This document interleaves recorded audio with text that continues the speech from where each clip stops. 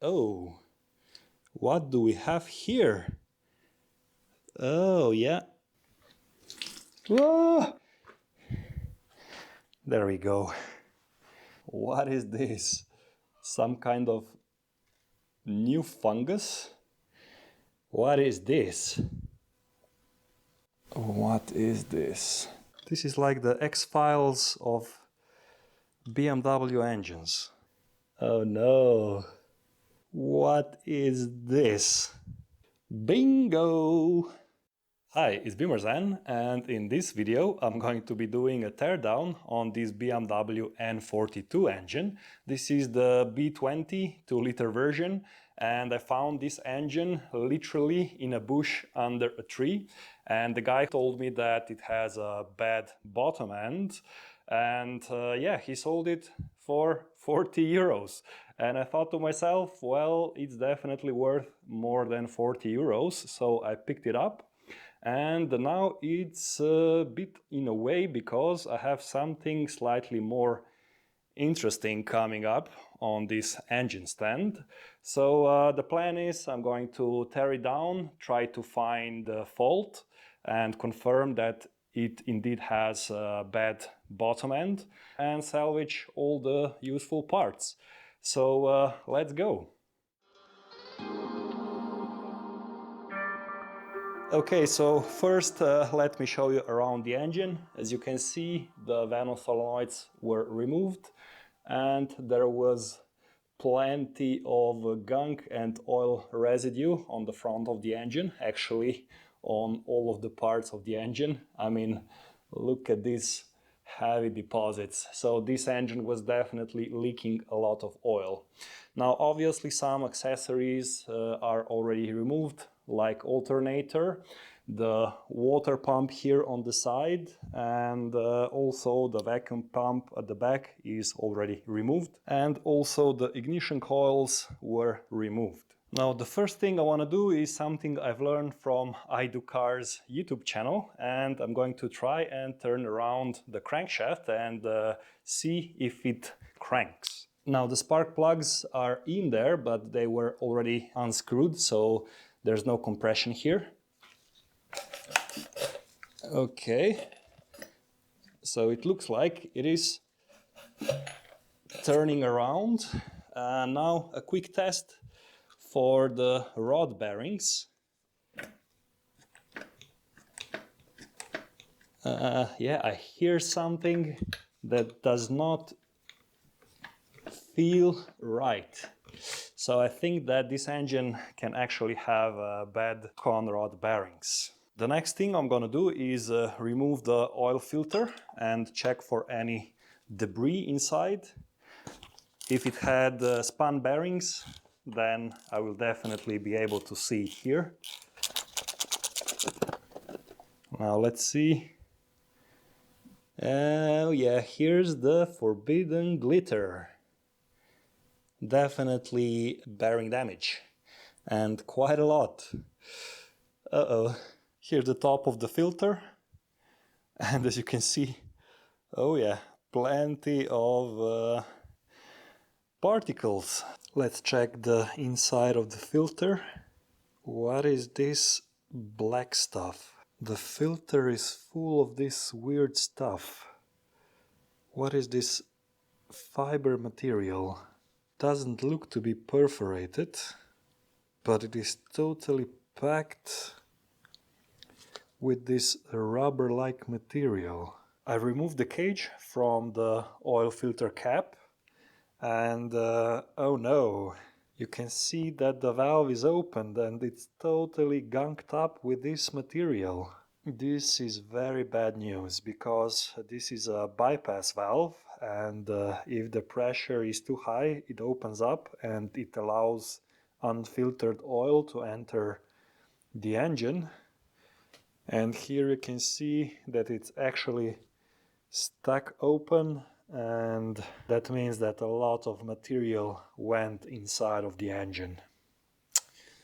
Shame. Now I'm going to remove the valve cover. Okay, let's take it off. Let's check the inside of the engine, and I have to say it's pretty clean. I mean, it's not the best I've seen, but definitely not the worst. This is a nice golden color, so not too much of any deposits on the brackets and in the edges. Looks kind of clean. I mean, this is all kind of normal. So let's check the Valvetronic components. This is the eccentric shaft. This gets worn out. Oh yeah, I can see a little bit of wear here. So this is the position for idling, but the rollers are super clean. So no pitting here. Okay, a little bit of pitting on number 3 cylinder and number 4, but not too bad. So maybe the eccentric shaft is still usable. Now let's see. Oh, what do we have here? Oh yeah, yep, this engine was definitely apart. You can see this is one piece of the torsion spring that holds the intermediate lever in place, and it slipped out on the cylinder number 3, which is very, very common mistake when people remove the Valvetronic assembly, because you have to secure the intermediate levers from escaping and falling out. And this is what happens if you don't put it together right. So you can see that the edge of the spring is rubbing against the intake camshaft. So this would definitely produce some noise. Let's see what happens. Oh yeah, you can see how this would produce a lot of sound. Another obvious clue that this engine had some work done is this plastic chainrail guide. This is nice and bright, so it means it was just replaced. Because if this were original, it would be dark and kind of dark brown and reddish color. But this was definitely replaced. And I would reckon that also the chain was replaced because it looks like new. The chain tensioner, also new revision. It is a bit thinner here. Definitely was replaced before. I'm going to check the timing next using the timing toolkit. So first, what I want to do is insert this intake camshaft locking tool. This goes in like this, but I first have to rotate the engine into top dead center on the first cylinder. Okay. So I'm not really able to insert this locking tool because the eccentric shaft is oriented a bit too low. So this part interferes with the locking tool. So what I'm going to do is I'm going to rotate the DC servo motor for the eccentric shaft a little bit. I have to rotate it counterclockwise. And now I can easily insert it, and I also have to make sure that this rounded part of the flats is oriented towards the top of the engine. Now I'm going to try and install the exhaust camshaft locking tool. And yeah, it kind of fits.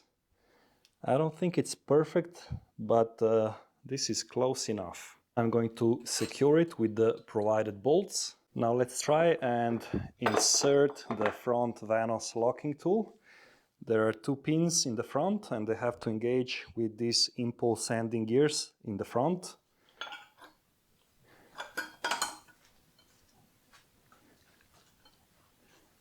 And the tool has to be flush with the cylinder head. And yeah, this looks pretty good. Now there's also this locking pin that goes through the engine block and through the hole in the flywheel. But unfortunately, I cannot install the flywheel on the engine stand, so I cannot check for the true top dead center of the crankshaft. So I'm just going to assume that the timing was correct. With the camshafts locked at the back, I can now remove the VANOS bolts. Okay, they seem to be the correct tightness.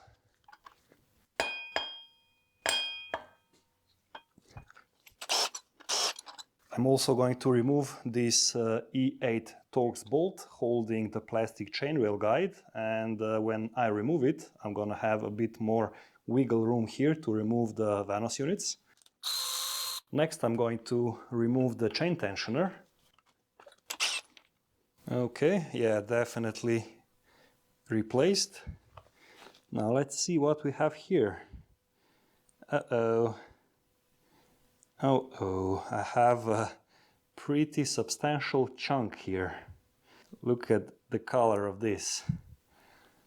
Yeah, this is the lead and copper material. Now I should be able to remove the VANOS units.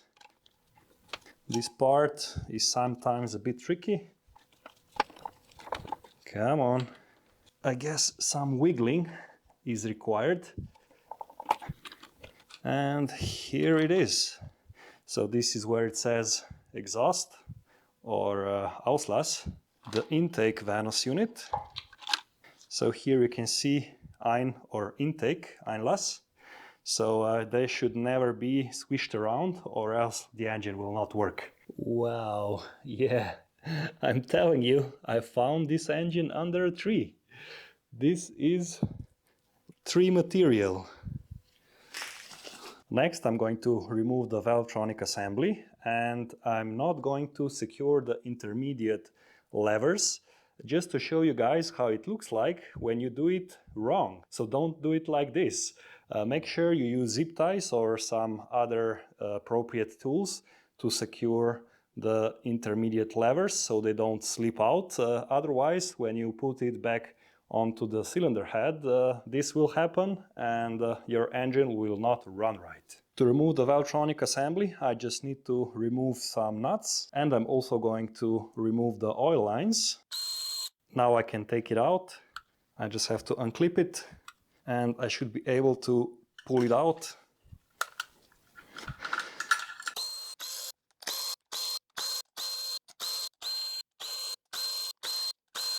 I also have to remove the torsion spring for the eccentric shaft, and the easiest way to do that I found is to use a long 5mm socket, universal joint, and just hook it and undo it.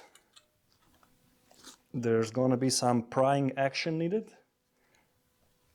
Sometimes it is a bit stuck. Oh, you can see? They already slipped out. So this is what happens to people who don't know what they're doing.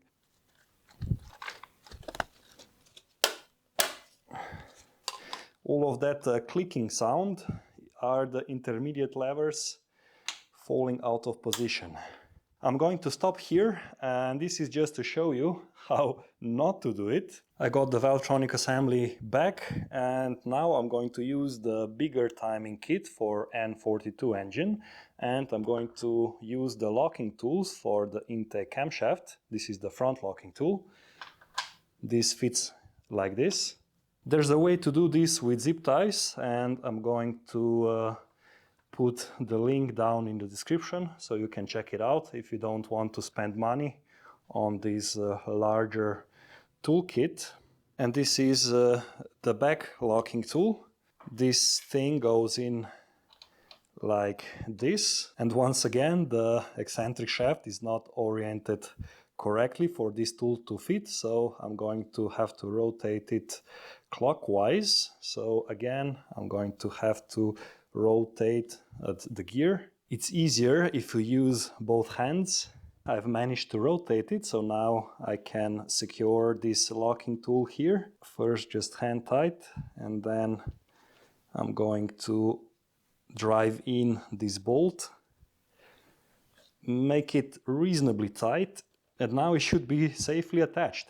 I'm not going to bother by securing the intermediate levers, so let's just try again. Oh yeah, much easier this time. And here is the sorry state of this Valvetronic unit. As you can see, almost all of the torsion springs slipped out of position, and on the number 3 cylinder it's pretty severe. And yeah, this is what happens if you don't secure the intermediate levers and the intake camshaft to the Valvetronic assembly. Yeah, I already see some problematic stuff. Look at this. Oh no. This is like RTV. Okay, we have another clue. This is RTV, but this is hard plastic. Wow. Here's another thing that can happen if you are not careful during reassembly of the Valvetronic unit. So the rocker arm can slip out of position and the valve will not open. So let me just put it back. Oh no, look at this. This ain't good. These are particles. Yeah. And here's the oil channel. Totally blocked. Okay, we can be pretty certain that something got sucked through the oil filter here. Look at this oil channel, totally clogged. Now let's check the bearing journals. Oh yeah, I can see that there's a little bit of debris in all of the oil channels. Wow, wow, wow. Poor engine, look at this. All of the oil channels are clogged. But the journals are not that bad. But that doesn't mean much because the bottom journals are not as loaded as the upper journals. So yeah, the main damage is gonna be on the journal caps, on the bearing caps. So the correct way to remove the bearing shells is by undoing the nuts by quarter of a turn, and you have to start on the outside. So just break it loose, and then you move to the other side, and then you go to the middle, and you just repeat the process until all of the nuts are removed. There's gonna be some spring tension on the camshaft. Let's remove the bearing shells. They are marked from A1 to A4.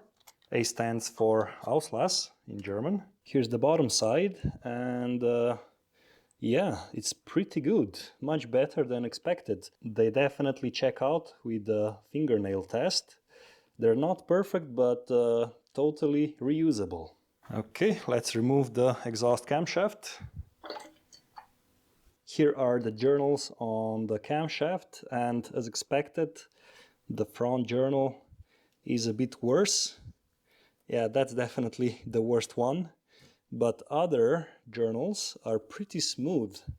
So just a slight sign of embedded material, but this could probably all be polished out. And here at the front you can see the VANOS channels and Richter rings, and yeah, they are pretty packed with bearing material as expected.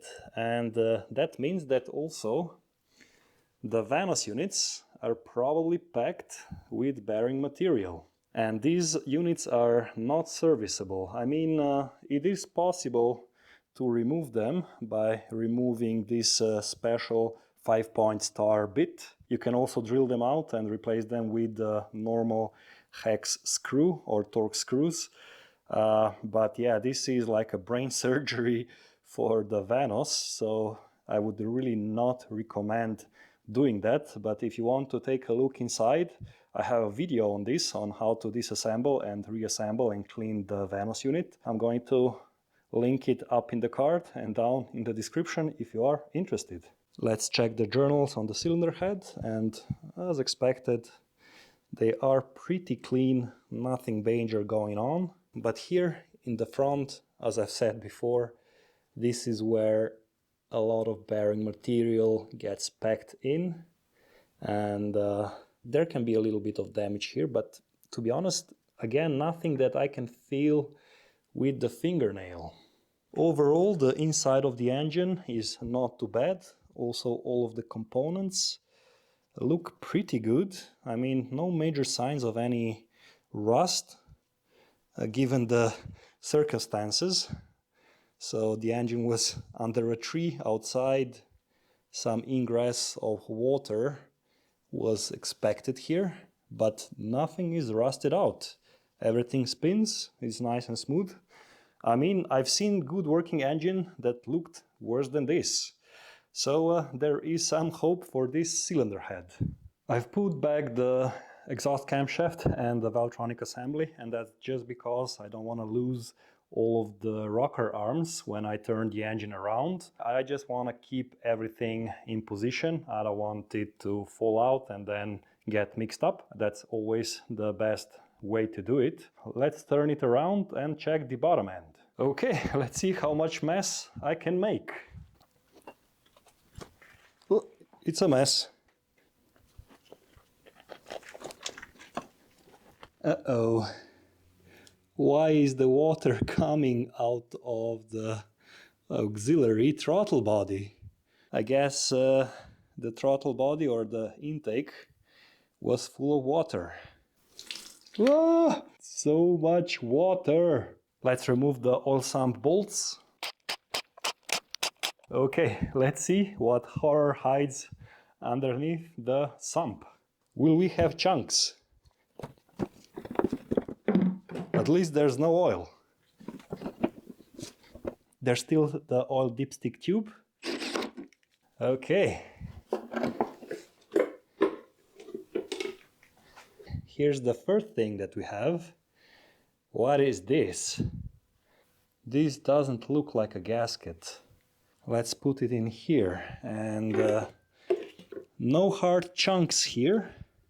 Just this ooze of death. Nasty. But no chunks. Oh, bingo! These are the metal deposits. And we have another piece of the puzzle. Literally. So this is a broken off piece from the plastic chainrail guide. I know exactly where this is. Let's see what we have here. Well, this is strange. I think there should be a mesh here, but I can't see it. Well, this is definitely still the original oil pickup. It states the date right here, 2002. And yet another clue. Check this out. This oil pump chain is totally loose, and that's because the plastic rail guide for the oil pump chain is broken. I think it's actually broken in two pieces. Is it possible? Yeah. Let's continue by removing the oil pickup. Here's the oil. Now I'm going to remove the chain drive for the oil pump. I have to remove the vibration damper next. These bolts are usually pretty stuck.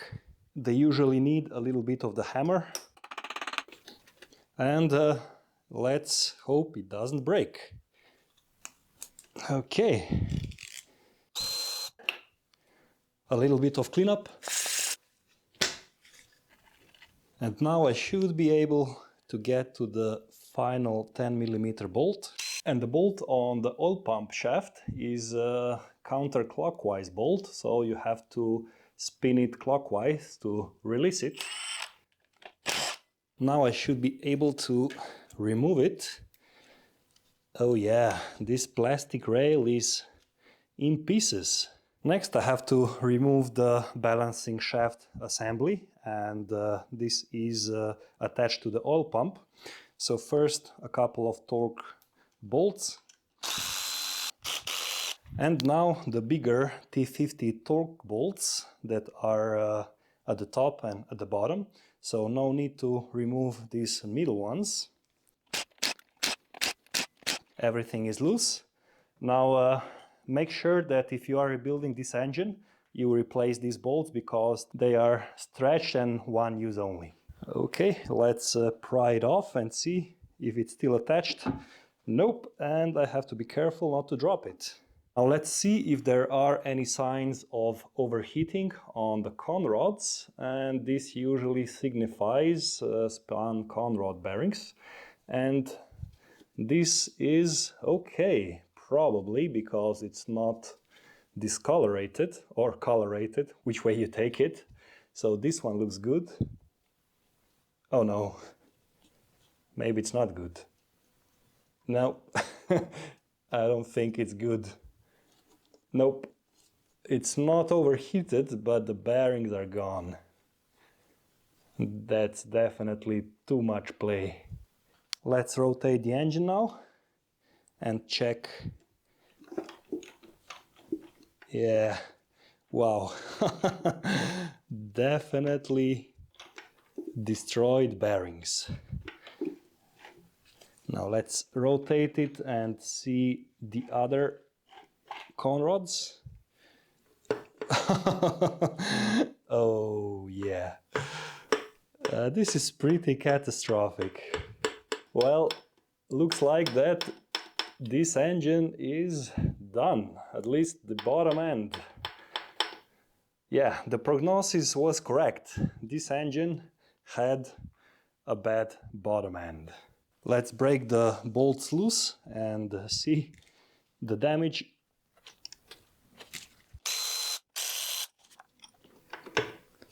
Slight tap. Oh yeah. And here's the damage. Here's the rest of the bearing holding on. Let's see if I can get it out. That's pretty bad. Yeah, two bearing shells, one on top of the other. So it was pretty eccentric. Wow, look at this. It got squeezed out of the side. Okay, I think I got one out. Oh, this is hilarious. I'm sorry, this is so funny.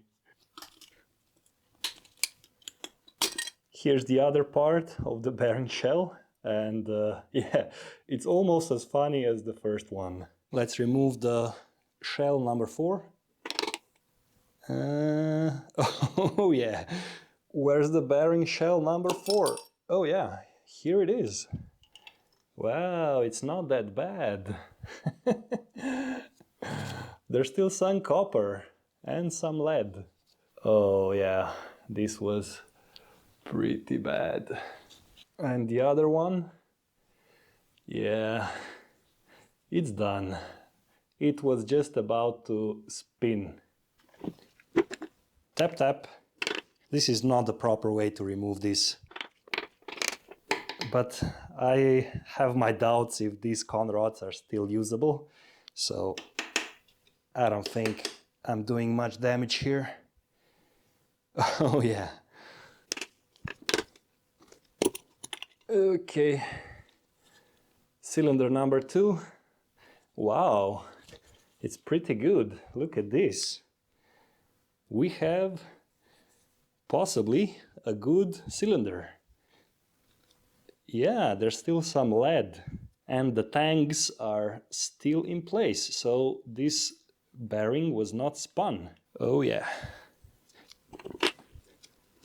And yeah, this one too is destroyed as expected. It was spun. Yeah, definitely. Now let's check the surfaces. This one is not too bad. Not that it matters much. And the number 2 is the best one. But here you can see that it's totally packed and clogged with debris. And of course, number 1 and number 4 are destroyed. So this crankshaft is now a pretty heavy ornament. And here's the broken plastic chainrail guide. Yeah, this one is still original. Here's the slider broken in half. And here's the other piece. So, okay, that makes sense. You see this plunger? There is a spring inside, and this plunger should just shoot out under the pressure of the spring. And it's stuck, so it definitely cannot apply pressure onto the slide rail. So maybe this is why it broke, because this is really strange. Definitely another clue. I've got the engine back right side up, and now I'm going to remove the chain and the slide rail. And to do that, I already removed the plugs on the front of the cylinder head, and there's also a plug here. And I also had to remove this sensor to get to this plug, and I also had to remove the attachment point on the front of the cylinder head. And now I can remove the bolts.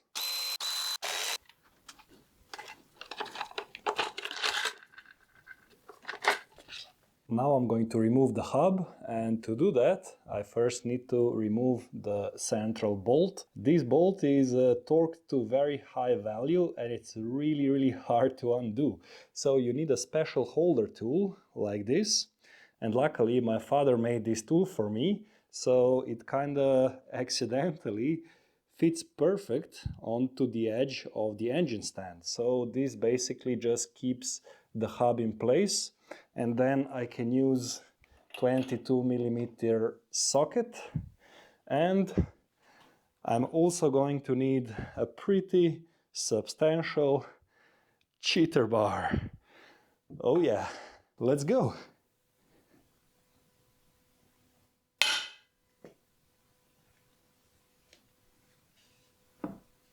Well, that wasn't that bad.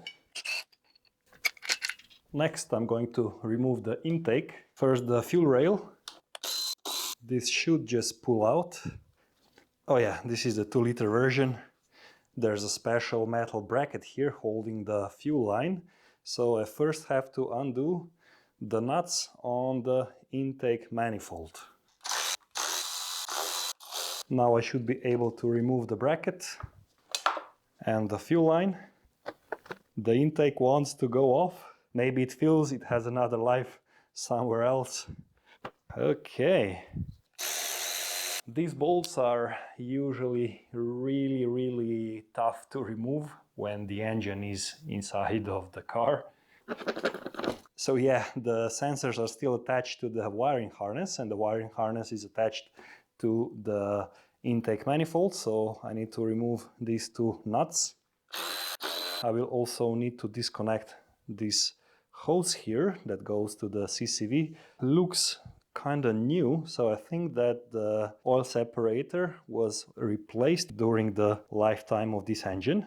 Let's try to disconnect it somehow. Oh yeah, this will work. Now I should be able to remove it. Now let's try again.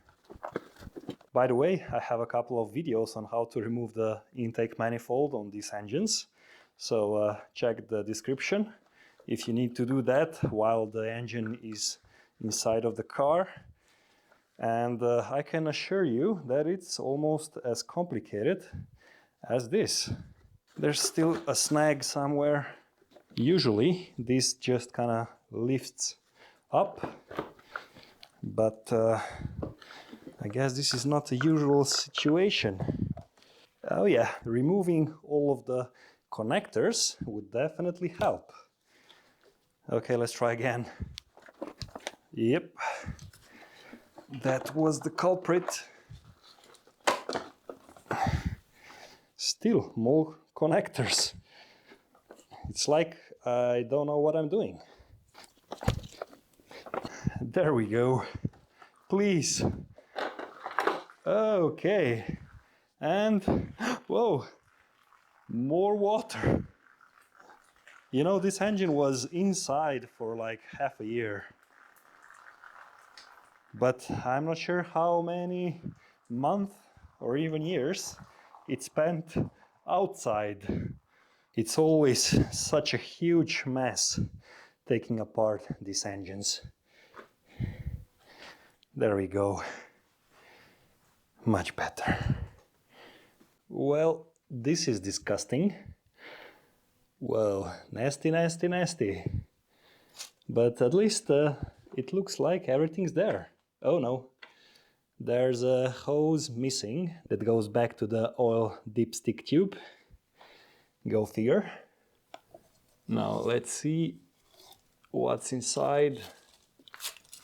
Okay, is there anything interesting in there?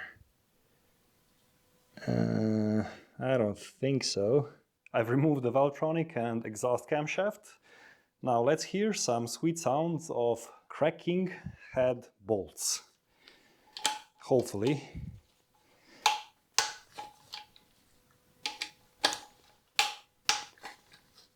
Nothing too special. Oh yeah, these are a bit better. Much nicer sounding. And now for the big bolts. In no particular order. Nope. Okay, time to use Kämmerza. Maybe somebody will appreciate the joke. There it goes.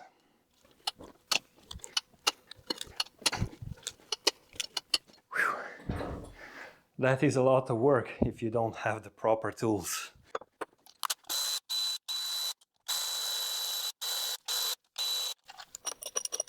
This bolt is strange. It still wants to unscrew and it feels stuck. This is definitely not normal. What's going on here? This looks like silicone. What the heck is this? This is like the X-Files of BMW engines. What is this material? It's kind of hard, but not that hard. Feels like hard silicone or RTV. Okay, time to take off the cylinder head and try to get to the bottom of this mysterious engine. I need a fine place to pry apart. Oh, no need. It just comes off like this. Let's do this. Okay. What is this? This is nasty. This looks like water. Water and some grease. Oh, what? Nasty. Oh, I didn't want to see water in here. Any signs of a blown head gasket? I wouldn't really expect it. No, doesn't look too bad. Let's try and clean this up a little bit. Wow, this is nasty. How many times did I use this word today? Nasty and nastiness. And what the, you know what? Let's see the cylinder number 1. Okay, there are some minor signs of scoring, but nothing too major. Looks pretty good. No signs of significant corrosion. So there's still some crosshatch there. But yeah, it is a bit shiny, but not too bad. Let's check cylinder number 4 for corrosion, and it doesn't look to be in too bad of a shape. A little bit of scoring, but not too bad overall. Will this buff out? I don't know. Is this block still usable? I don't know. But it doesn't look too bad. The cylinder number 2 and cylinder number 3 are basically the same as 1 and 4.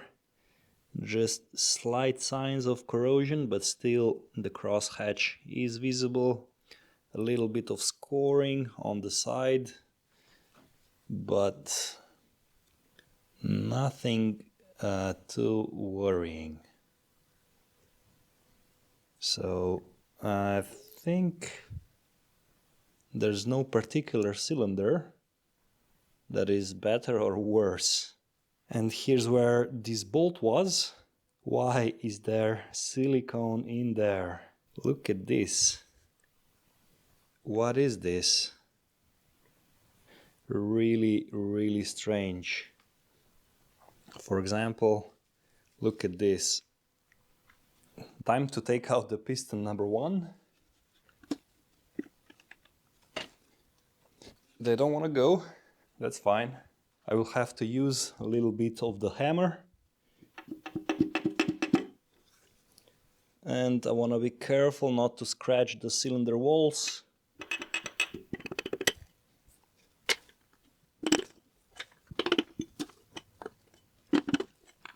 To get to the crankshaft, I need to remove the cradle, and to do that I also need to remove all of these brackets connecting the cradle and the engine block.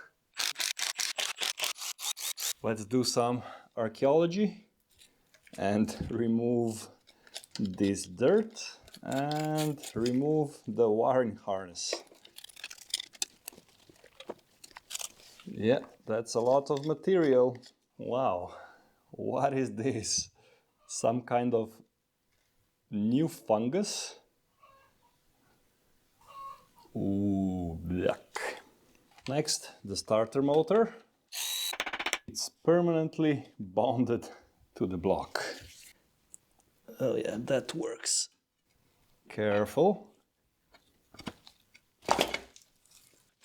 Okay, let's move the guts out of the way. Next, I have to remove the 13mm bolts.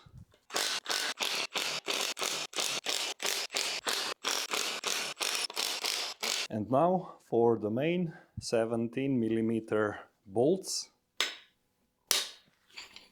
Nice action. Oh yeah, that's a good sound.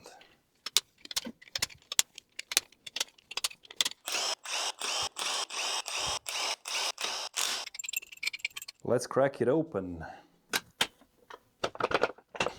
Yeah, the rear main seal is still holding the cradle. Need to remove those. Front main seal. And there it goes. And now for the crankshaft. Let's clean it up a bit. And oh yeah, they are pretty bad. Oh, not good at all.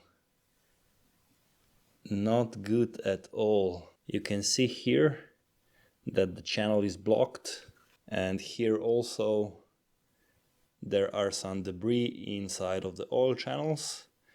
But now for the most nasty bearing on YouTube.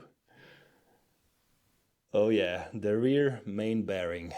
Look at this. So this is what destroyed this engine.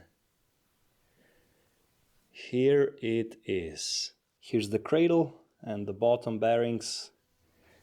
Oh, definitely not in good shape. Number 2, journal, pretty much destroyed. Number 3, the same. Number 4, maybe slightly better. And the main, or the rear, the biggest bearing, well, also not that bad. And what the heck is this thing? What is this? I'm not sure. It's not solid. It can be smooshed together. It feels like a mixture of uncured RTV and fine bearing material. Let's see what this is.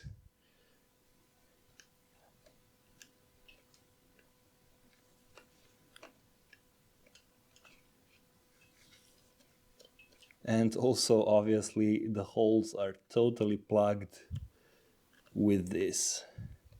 I wonder if this block is even salvageable, if this RTV is so densely packed inside. And a quick look at the crankshaft. The biggest journal is pretty smooth, but still there are some wear signs, and the rest are not any better.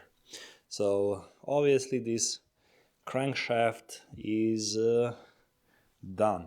Let's see what comes out of the channels. Okay, the first one is clear. This one, not that clear. Oh, nastiness continues. Next. Well, yeah, it's totally packed. Next. It's not that bad. And the last hole is also not packed. So this one was the worst. Let's take a look at the pistons.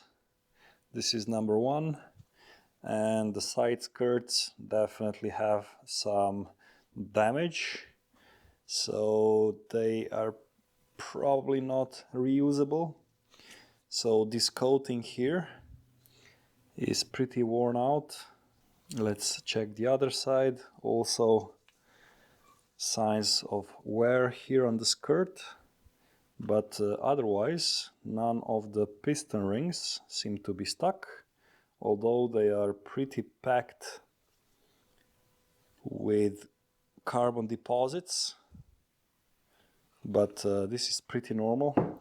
Let's check the play on the gudgeon pin.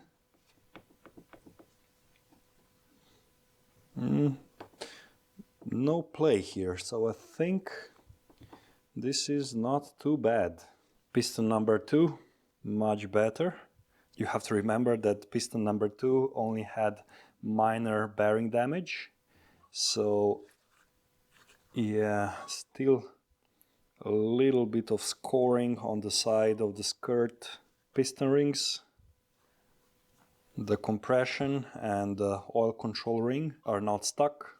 Let's check the play on the conrod. Oh yeah, this one is mint. So I think that this assembly is still usable. Number 3, not too bad, still has a little bit of coating. And on this side, yeah, you can see that there were some bearing material in the oil, but piston rings are not stuck. Let's check the play. Yeah, it's not too bad. I think this is still passable. Let's check piston number 4. Side skirts look okay. On this side it is a bit worse. Piston rings are a bit more stuck, but that's probably because all of that goop that was on top of the piston. Let's check the play. Oh yeah, definitely a little bit of play.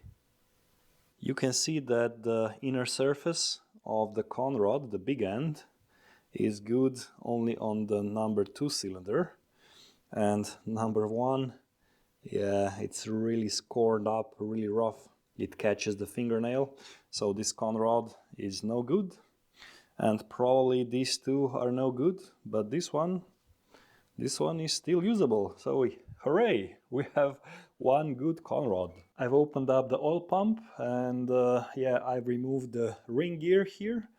And let's see, yeah, there is a little bit of material, and here you can actually see that this oil passage is totally clogged with this RTV-like material. So this was definitely not good. The pressure valve is pretty much destroyed, at least this plunger here. It's got deep scoring marks. These plungers have a special coating on it, and once it starts to peel off, well, then you know it doesn't seal anymore. Another thing is there is a little bit of scoring on the oil pump body. I'm not sure if this oil pump can still be used, but I know that this plunger should definitely be replaced. But unfortunately, there's probably also some damage on the valve body, so I'm not sure how well this would work. Quick tip: if you want to take the oil pump apart, you can see that there is a slot inside of the body, and this is where the key fits. So if you orient it middle of this section here, then you can just drive out the shaft without damaging the body itself. I'm also going to remove the oil filter housing and check the situation underneath. Well, it's not too bad. Yeah, this was definitely replaced before. This gasket is still soft, so somebody was here before. But I can already see some plastic pieces inside. Here's a pretty big chunk. What is this? And here are the pieces that I got out of the check valve. This is soft. This is soft like RTV. And this is hard. This is plastic. And this thing looks like some sort of fiber. Interesting. Let's check what's inside of the VANOS check valves. So these valves prevent oil from draining back into the oil sump when the engine is stopped. And if there are any debris here, they can be clogged. And then the oil drains all the time. Oh yeah, I can already see that this valve is stuck open because there are some pieces of debris inside. The other one is also stuck. You can see a little piece of debris right here that prevents the ball from sitting onto the body of the valve. So these two valves are bad. Let's take a look at the bottom side of the cylinder head. It looks a bit nasty, but nothing too suspicious here. All the valves seem to be in order. There are some heavy carbon deposits here. I think that all of the valves are okay. Now I would probably have to do like a leak test to determine if they're actually all right. But from what I can see, nothing too alarming and pretty normal.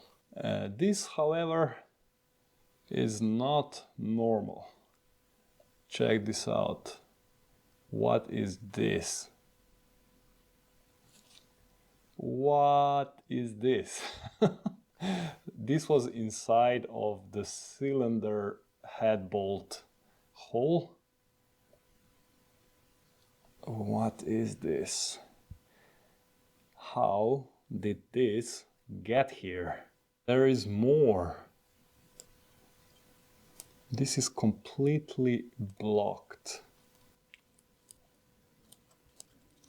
Okay. I think I get it now. So the reason why this area here is totally packed with foreign material is that this area is a feeding line. So the oil comes through this chamber here and enters two separate channels. And these two channels then feed the lifters. Here's the entrance point for the exhaust side. So this area here is drilled out and this feeds the lifters. And here's the intake side.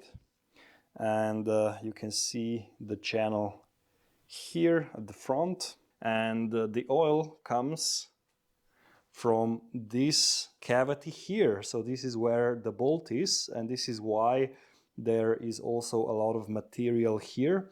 And this hole down there is actually the feed hole that comes from underneath the engine block and fills this whole area with oil. And yeah, this is why there's so much material here, because it gets stuck here when it tries to push through the engine and the cylinder head. Okay, I think it's time for the final verdict on this engine.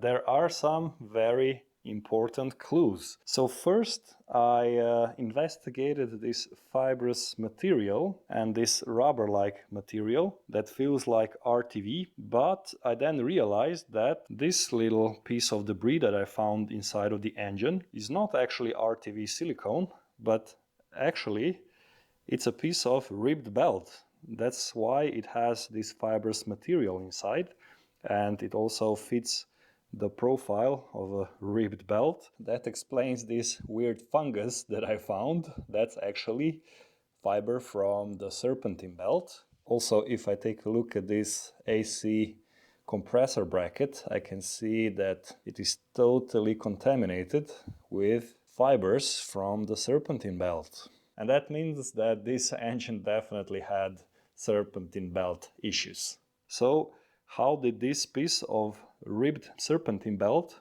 ended up in the engine? Sometimes the serpentine belt gets soaked with oil and it softens up and starts to fall apart.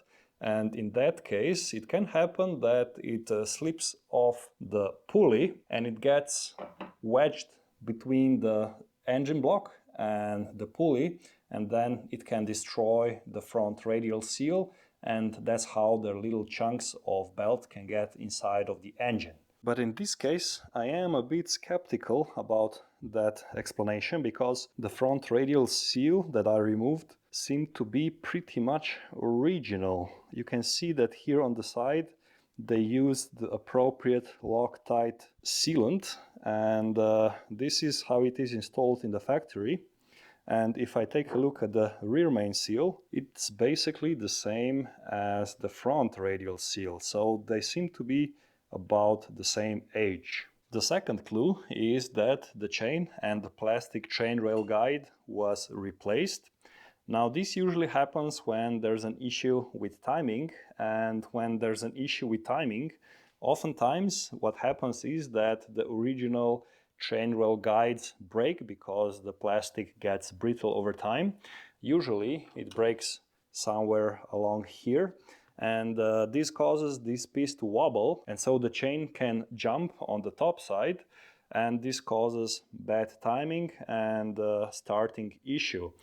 So it could be that the piece of serpentine belt fell inside of the engine during the chain replacement. I also checked the oil pan gasket, and this gasket is from Victor Reinz. So yeah, definitely at some point the oil sump was removed and gasket replaced. And that's when the piece of the serpentine belt could fall into the oil pan, maybe in the residual oil in the oil pan, and the mechanic didn't see it. The oil pump chain on these engines and the whole assembly usually don't go bad. Even these plastic parts don't break very often. So I think that this happened during the chain replacement.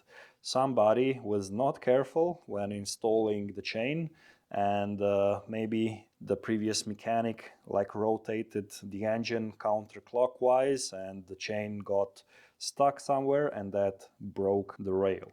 Now I'm not sure, this is just speculation, and I'm saying this because I also found that the new replaced guide is already broken here.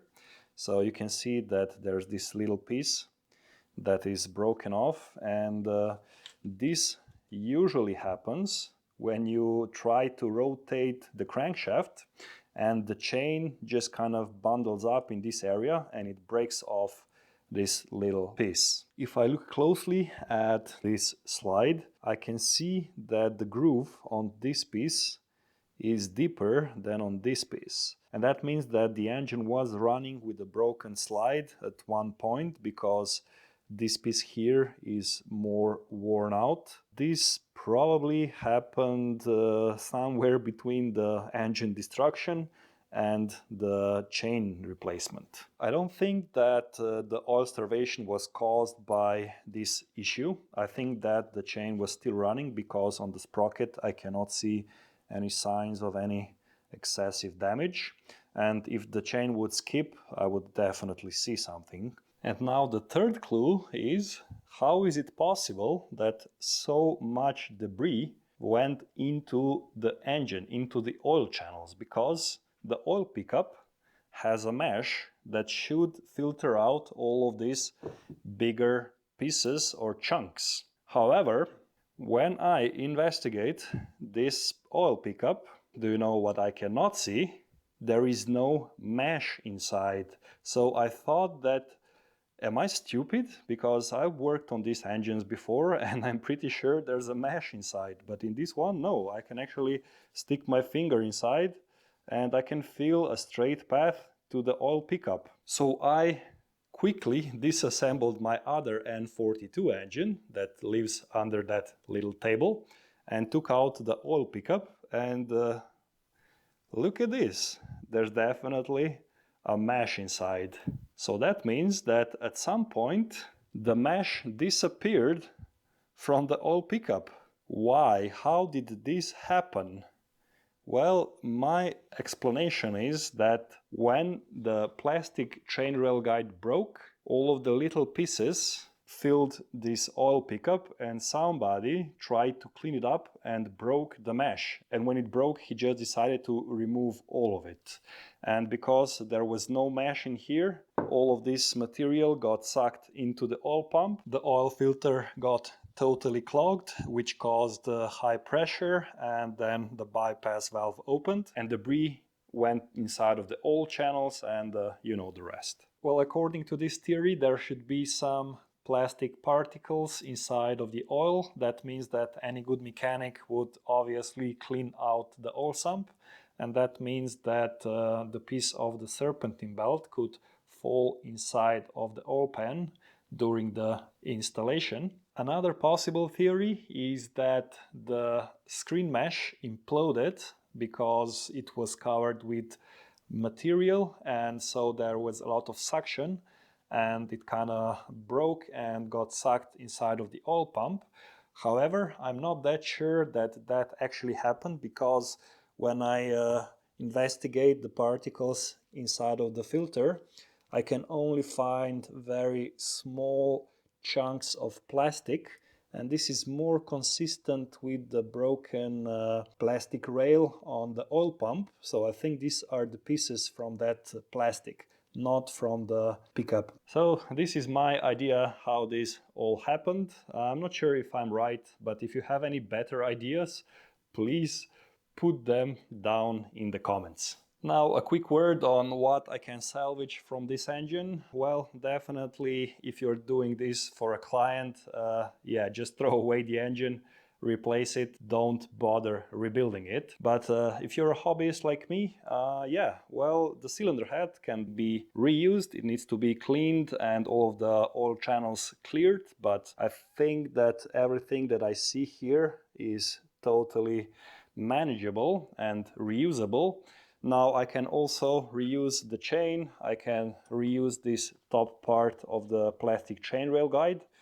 The bottom part unfortunately already broke. The VANOS units, I can clean them out and reassemble them, because yeah, they're probably full of this plastic material and rubber material. But this is a really hard procedure to do correctly, so it's better to just replace them. The oil pump could probably be saved with resurfacing and the new pressure regulating valve, but to be honest, I would probably not trust it. The balancing shaft unit, yeah, still usable. The Valvetronic components still usable. All of the camshafts have no major damage, so as I've said, the cylinder head needs to be checked out. Now for the block, it's a bit iffy. I would say it's usable, but it needs to be honed, and it also needs a very, very thorough cleaning, and you definitely have to make sure that all of the oil channels are clear from any debris. Now, I already rebuilt BMW's N43 engine with massive damage, and I have to say that it's almost impossible to clean it completely with just normal methods, and it really takes a lot of time to do everything. So as I've said, it's not worth rebuilding engine like this. They are pretty cheap now, so don't bother. Now, another component that I can probably reuse is the number 2 conrod and pistons. But, in the BMW's manual, it states that you should always replace the whole set of conrods, but that's probably just to avoid any imbalances. Now, on these engines, it's probably doable to just replace one single conrod, but you would probably have to match them or just make sure that they weigh the same and they have the same balance.